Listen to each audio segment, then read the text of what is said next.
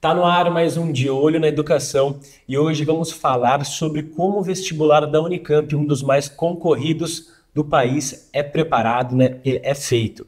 Por isso estou aqui com a professora Márcia Mendonça, coordenadora acadêmica aqui da Convest, a Comissão Permanente para os Vestibulares da Unicamp, que vai falar sobre o que é considerado, o que as bancas levam em conta antes de fazer uma questão, de onde partem, né? Professora, muito obrigada, né, por nos receber aqui na Convest, né? Para a gente começar, a preparação do vestibular da Unicamp já começa logo em seguida da aplicação do ano anterior, né?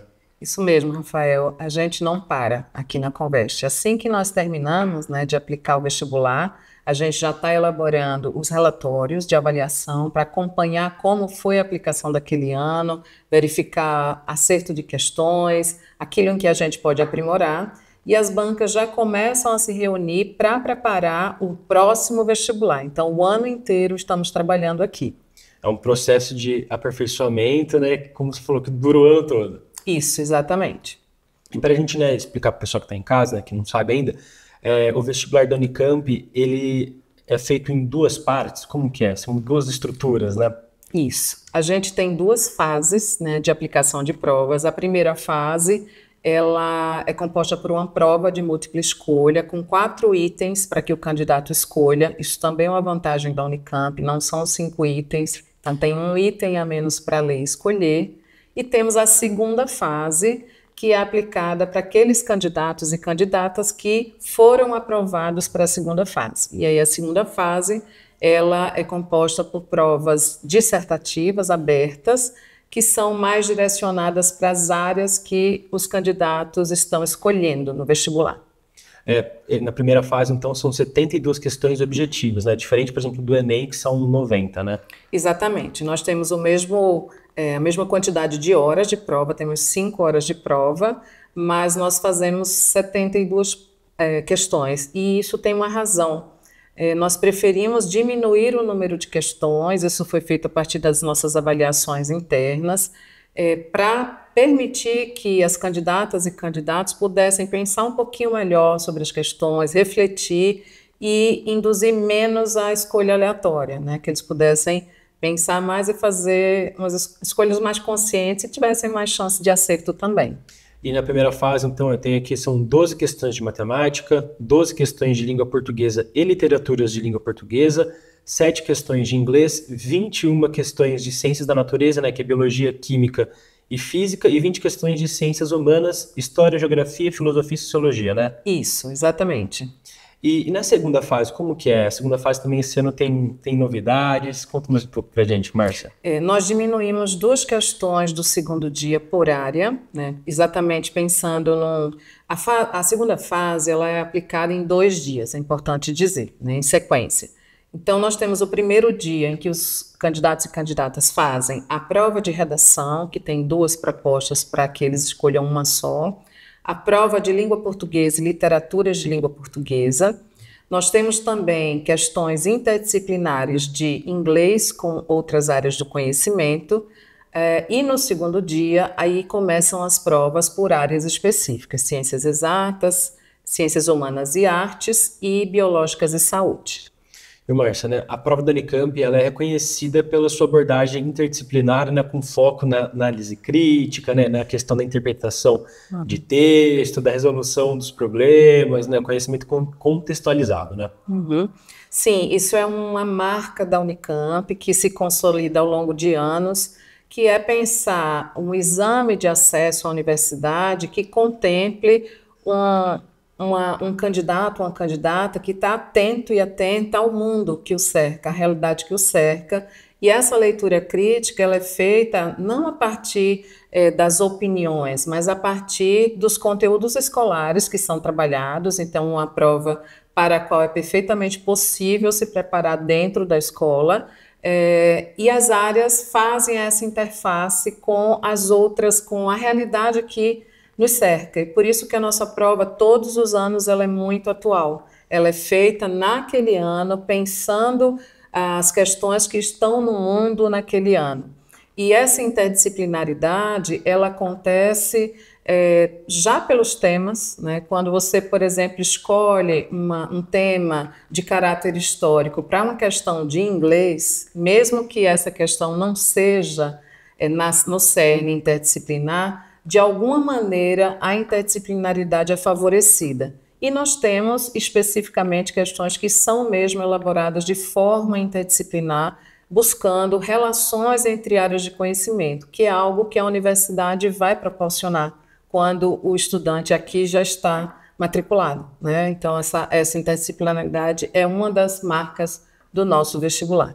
A prova da Unicamp não é aquela prova decoreba, né, de decorar conteúdo, né? Não tem isso, né? E sim o aluno, né, o candidato aplicar tudo que ele sabe ali na hora do exame, né? Sim, a gente prima por não elaborar questões de pura memorização, embora nós saibamos que o percurso escolar ele exige algum tipo de memorização e de acumulação de conhecimento daquilo que é trabalhado, mas sempre numa perspectiva de pensar uma prova o mais reflexiva possível, né, dentro do que os candidatos e candidatas podem resolver. Por exemplo, vocês se baseiam na prova do ano passado, de algum ano, ou não tem isso? Como você falou, é a questão da atualidade. Nós avaliamos as provas anteriores, por exemplo, para não repetir exatamente temas, mas conteúdos escolares eles se repetirão, porque o currículo não muda todos os anos e é importante que não mude para que professoras e professores possam trabalhar nas escolas, para que os alunos se sintam tranquilos em relação ao que vai ser cobrado, né? Tá tudo no nosso manual, toda a lista de conteúdos. Mas a gente se baseia, sim, pensando naquilo que nós podemos melhorar em relação à elaboração das questões, os enunciados, e também daquilo que pode ser um tópico especialmente mais exigente para os alunos, ou aquilo que já é algo bastante fácil de resolver, para que a gente possa equilibrar a exigência das questões, que a gente tenha questões fáceis, médias e difíceis, né? A prova toda precisa ter essa variedade de questões. Além da interdisciplinaridade que você citou, né, outras características da prova são os enunciados complexos, né? Eu diria que, fazendo aqui uma brincadeira com você, eles não são exatamente complexos, mas quando a gente se dispõe a exigir que o aluno, em certas questões, compare dois textos, leia um gráfico para poder pensar numa hipótese explicativa para aquele fenômeno, isso torna, de alguma maneira, a prova um pouco mais trabalhosa, né? Então, é uma engenharia difícil, que é trazer uma questão que é sofisticada do ponto de vista do que ela exige, mas, ao mesmo tempo, precisa ser uma questão compreensível pelos candidatos. Então, a gente busca acertar nisso daí. Espero que a gente esteja, digamos assim, acertando bem mais do que errando, mas a gente fica prestando atenção na repercussão da prova, nos comentários online, na sensação que os próprios candidatos e candidatas expressam, na opinião das escolas, dos professores, para sempre aprimorar esse processo. E temos também questões com enunciados mais curtos e também de resolução mais fácil. Então, a complexidade ela varia um pouco ao longo da prova, porque é necessário que seja variado. E quando as bancas vão fazer as questões, elas pensam em âmbitos sociais diversificados, científico, jornalístico, social, escolar, de entretenimento.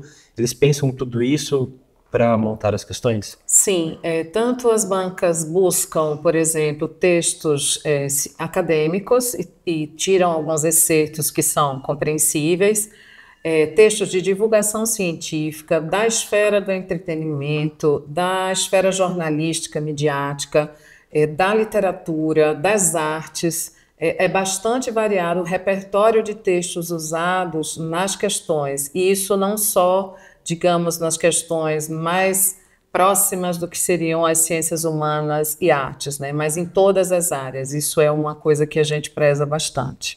E na prova da Unicamp também, a redação é um pouco diferente dos outros vestibulares, né?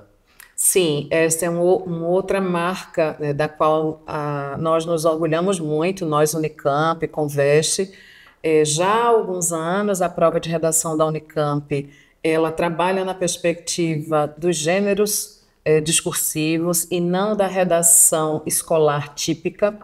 Isso favorece que os candidatos e candidatas se coloquem diante de uma certa situação de escrita, que é explicada no enunciado, e venham a escrever um texto em algum gênero. Por exemplo, uma carta aberta, um manifesto, um diário, uma crônica, né? Nós também trabalhamos com essa esfera literária a partir de alguns anos para cá.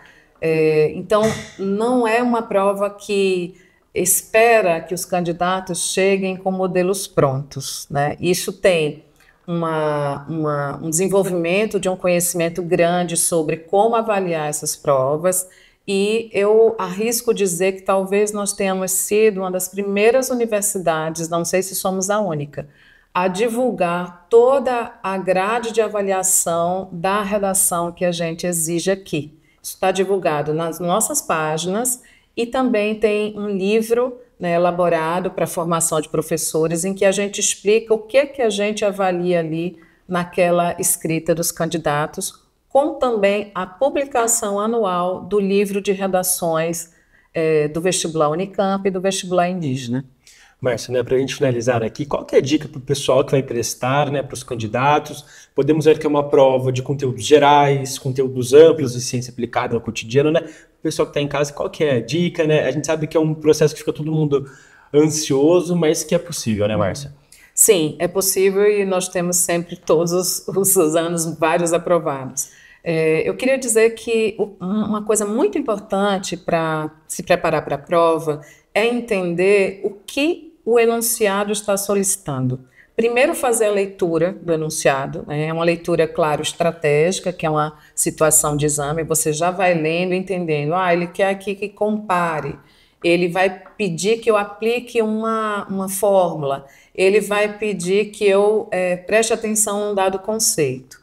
E aí, fazendo essa leitura estratégica, entender, por exemplo, na segunda fase, o que a questão está pedindo. Se é para eu resolver um problema, se é para eu comparar dois dados e eu já tenho que destacar, estar bastante atento quais são esses dados no enunciado, as ações que eu vou fazer na resolução da questão ajudam muito o estudante a traçar um plano ali rapidinho para poder resolver cada uma das questões. E, principalmente, precisa ser uma pessoa que está atenta ao que está acontecendo no mundo, né? Isso é muito importante, isso já ajuda muito na resolução da prova da fase 1 e da fase 2, porque a gente espera um aluno que seja capaz de pensar a realidade, o perfil desejável do ingresso é esse aluno que tanto é um bom estudante, quanto é uma pessoa que consegue pensar a realidade a partir dos parâmetros da ciência, da cultura, daquilo que a gente considera importante. Márcia, muito obrigado por todas essas informações, né, por essa entrevista aqui, viu? Obrigada, Rafael. Obrigada a quem está ouvindo. Obrigado mais uma vez, viu? E pessoal, também agradeço você que está em casa pela sua companhia e pela sua audiência. E olha, não se esqueça de curtir a gente nas redes sociais, no Instagram, no Facebook, TV Câmara Campinas, e de nos seguir no YouTube, né, para conferir toda a nossa programação TV Câmara Campinas. Um abraço, até o próximo De Olho na Educação.